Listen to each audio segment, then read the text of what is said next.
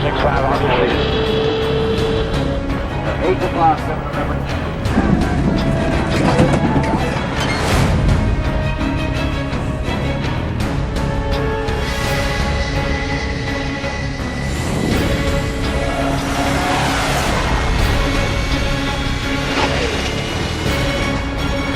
Which is 17471.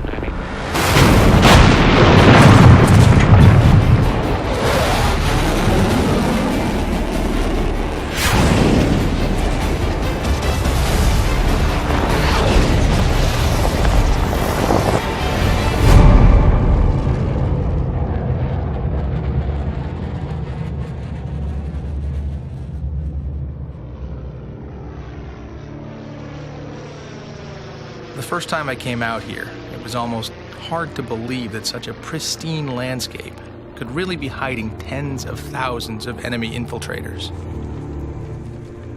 Only my South Vietnamese counterparts were quick to remind me of the truth. They've been fighting and dying in these jungles for almost 10 years, struggling to stop the North Vietnamese and Viet Cong from taking over their country. 24-year-old Lieutenant Bob Kluel is serving as a military advisor to the ARVN, South Vietnam's army. Our orders are to accompany the ARVN units we're assigned to on field operations. Our primary purpose for being there was not to engage the enemy. Our primary purpose for being there was to advise the friendly nation or force and let them engage the enemy. That's how it kind of got started. By the fall of 1964, the South Vietnamese government is in political disarray, while its military is crumbling under the advances of nearly 150,000 Viet Cong soldiers, who control nearly half of the South Vietnamese countryside.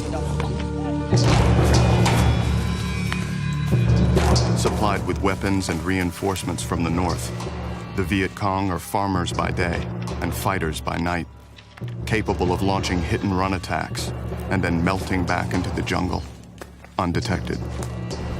Both the Viet Cong and the North Vietnamese view the Gulf of Tonkin Resolution as a declaration of war by the Americans, and they intend to fight.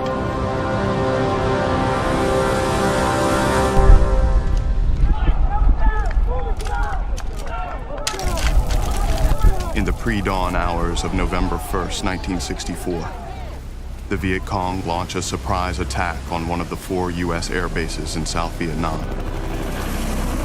It is their first direct assault against U.S. personnel inside the country.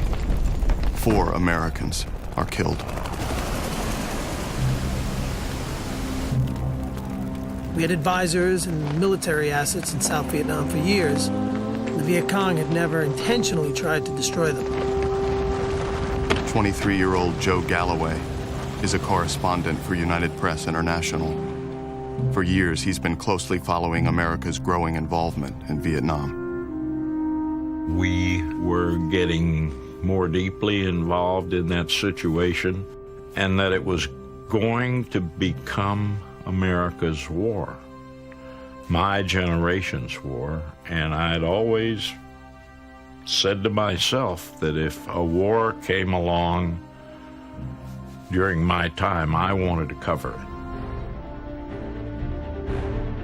I started driving my bosses absolutely crazy, demanding, begging, pleading for a transfer to get in position for the war I was sure was coming.